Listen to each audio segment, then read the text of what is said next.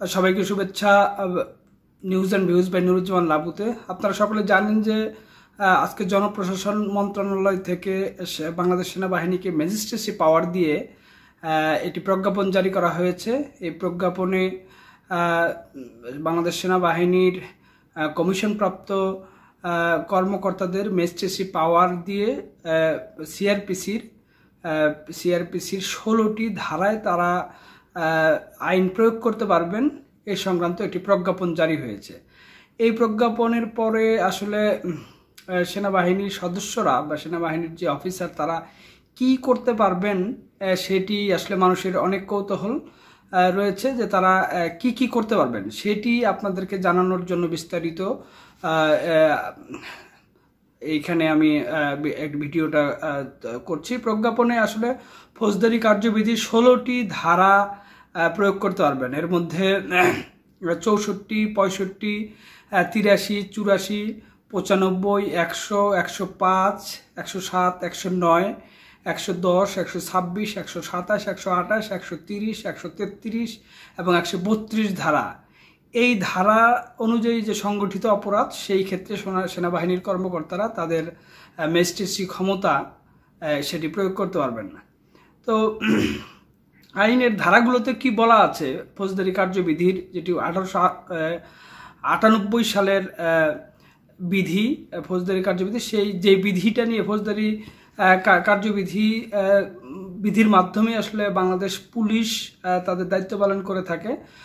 সেই ধারাগুলোতে আসলে কি বলা হয়েছে এটি আপনাদের একটু জানাতে চাই। সেটি হলো ফৌজদারি কার্যবিধি 64 ধারায় বলা হয়েছে নির্বাহী বা জুডিশিয়াল ম্যাজিস্ট্রেটের সামনে কোনো অপরাধ সংঘটিত হলে তিনি গ্রেপ্তার ও জামিন দিতে পারবেন।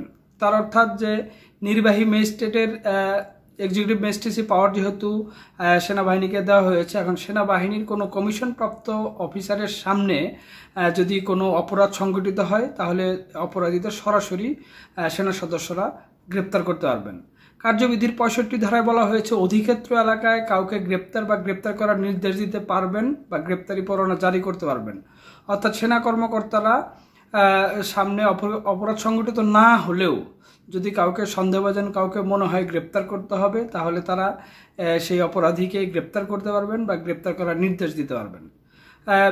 সিআরপিসির 83 ধারাতে বলা হয়েছে যে অধিক্ষেত্রের বাইরে গ্রেপ্তারি পরোয়ানা কার্যকর করতে পারবেন। অর্থাৎ নিজস্ব যে অধিক্ষেত্র জুরিডিকশন, সেই জুরিডিকশনের বাইরে যদি কাউকে গ্রেপ্তার করতে হয় তবু সেখানে গিয়েও সেনা কর্মকর্তারা গ্রেপ্তার করতে পারবেন যে কাউকে, বিশেষ করে অপরাধীকে আর কি। আর 84 ধারা অনুযায়ী অধিক্ষেত্রের বাইরে পরোয়ানা কার্যকর করতে পুলিশকে নির্দেশও দিতে পারবেন। তার মানে এক্সিকিউটিভ ম্যাজিস্ট্রেসি পাওয়ার সেনা কর্মকর্তারা চাইলে পুলিশকে নির্দেশনা দিতে পারবেন যে অমুককে ধরতে হবে বা তমুককে ধরতে হবে বা পরোয়ানা জারি করতে পারবেন। 95 ধারা অনুযায়ী পরোয়ানা বা ডকুমেন্টস বা চিঠিপত্র আদান প্রদানের ক্ষেত্রে পোস্টাল বা টেলিগ্রাফ কর্তৃপক্ষকে ব্যবহার করতে হবে। এটা আসলে একটা অফিসিয়াল বিষয় যে নোটিশ ডকুমেন্টস এগুলা আদান প্রদানের ক্ষেত্রে পোস্টাল বা টেলিগ্রাম ব্যবহারের বিষয়ে এই ধারায় বলা রয়েছে। ফৌজদারি কার্যবিধির 100 ধারা অনুযায়ী বেআইনিভাবে আটক ব্যক্তিকে উদ্ধারের জন্য সেনাবাহিনী কর্মকর্তারা যে কোনো স্থানে তল্লাশি করতে পারবেন। তার মানে যদি কেউ অপহরণের শিকার হন বা জোর করে কাউকে কোথাও আটকে রাখা হয় এরকম খবর যদি সেনাবাহিনীর কর্মকর্তাদের কাছে আসে তাহলে তারা সেখানে গিয়ে তল্লাশি করতে পারবেন। সেই ক্ষমতা, ম্যাজিস্ট্রেসি ক্ষমতা তাদেরকে দেওয়া হয়েছে। এর বাইরে মূল যে বিষয় যে 100 ধারায় তো বলা হয়েছে যে বেআইনিভাবে আটক ব্যক্তিকে উদ্ধারের জন্য 105 ধারার ক্ষমতাও তাদের দেওয়া হয়েছে। সেনা কর্মকর্তাদের এই ধারা অনুযায়ী 105 ধারা অনুযায়ী তারা যে কোনো স্থানে তল্লাশি করতে পারবেন। 107 ধারা অনুযায়ী শান্তি রক্ষার জন্য যে কোনো জায়গায় নিরাপত্তা ব্যবস্থা গ্রহণ করতে পারবেন। 107-এ সেটি বলা আছে। 109 ধারা বলা হয়েছে ভবঘুরে ও সন্দেহভাজন ব্যক্তিদের সংযত আচরণের জন্য মুচলেকা গ্রহণ। যদি কাউকে সড়কে বা কোথাও যদি কাউকে সন্দেহ হয়, কেউ যদি ভবঘুরে থাকে তাহলে তাদেরকে সেখান থেকে ফেরত পাঠানো বা সংযত আচরণ বা স্বাভাবিক ভাবে ছেড়ে দেওয়ার জন্য মুচলেকা নিয়ে ছেড়ে দিতে পারবেন। 110 ধারায় বলা হয়েছে যে অভ্যাসগত অপরাধীর কাছ থেকে সদাচরণের জন্য মুচলেকা গ্রহণ করতে পারবেন সেনাবাহিনী কর্মকর্তা। তার মানে যারা চোর ডাকাত বা এরকম যারা অভ্যাসগত চুরি করে বা অভ্যাসগত অপরাধ কর্মকাণ্ড করে থাকে তাদেরকে যদি সেনাবাহিনী কর্মকর্তারা ধরে তারা যদি সদাচরণের জন্য অনুতপ্ত হয় বা অঙ্গীকার করে, তাহলে তাদেরকে মুচলেকা দিয়ে সেনা কর্মকর্তারা চাইলে ছেড়ে দিতে পারবেন। সেই যে ক্ষমতা, সেই ক্ষমতাও তাদেরকে দেওয়া হয়েছে। আবার 126 ধারার অনুমোদনও দেওয়া হয়েছে। ম্যাজিস্ট্রেসি পাওয়ার 126 ধারা অনুযায়ী সদাচরণের নিশ্চয়তা প্রদান করা ব্যক্তির মুচলেকা বাতিল করে সমন বা গ্রেপ্তারি ওয়ারেন্ট জারি করতে পারবেন সেনা কর্মকর্তারা। তার মানে যাকে আপনি আগের ধারায় ছেড়ে দিচ্ছেন, মানে মুচলেকা নিয়ে ছেড়ে দিচ্ছেন, সেই মুচলেকার শর্ত যদি ভঙ্গ হয় তাহলে কিন্তু 126 ধারা অনুযায়ী সেই মুচলেকা বাতিল করে গ্রেপ্তারি ওয়ারেন্ট বা সমন ইস্যু করার ক্ষমতাও সেনা কর্মকর্তাদের দেওয়া হয়েছে। এছাড়া ফৌজদারি কার্যবিধির 127 ধারা, এটি একটি ইম্পর্টেন্ট ধারা ফৌজদারি কার্যবিধির মধ্যে, যেটিতে সমাবেশ ছত্রভঙ্গ করার নির্দেশ দিতে পারবেন সেনাবাহিনীর কর্মকর্তারা। তার মানে 5 জনের অধিক যদি কোনো লোকজন যদি একসাথে সমবেত হয় এবং তারা যদি বেআইনিভাবে সমবেত হয়ে কোনো বেআইনি কর্মকাণ্ড করার উদ্দেশ্যে জড়ো হয়, তাহলে সেইটা ছত্রভঙ্গ করার জন্য ক্ষমতা দেওয়া হয়েছে সেনাবাহিনীকে। এই পেনাল কোডের এই এক্সিকিউটিভ ম্যাজিস্ট্রেসি এবং এই ক্ষমতা দেওয়া হয়েছিল এক্সিকিউটিভ ম্যাজিস্ট্রেট এবং পুলিশ স্টেশনের ওসিদের, অফিসার ইনচার্জদের। তারা এই বেআইনি সমাবেশ ছত্রভঙ্গ করার জন্য ফৌজদারি কার্যবিধিতে বলা হয়েছে। 128 ধারায় সমাবেশ ছত্রভঙ্গ করতে বেসামরিক বাহিনীকে ব্যবহার করতে পারবেন। বেসামরিক বাহিনী বলতে আসলে আইন শৃঙ্খলা বাহিনীর, বিশেষ করে পুলিশ, যেগুলো আসলে সরকারের মানে বিভিন্ন মন্ত্রণালয় দ্বারা পরিচালিত আইন শৃঙ্খলা বাহিনী, পুলিশ, আনসার বা র্যাব, এই যে বেসামরিক বাহিনী, তাদেরকে ব্যবহার করতে পারবেন।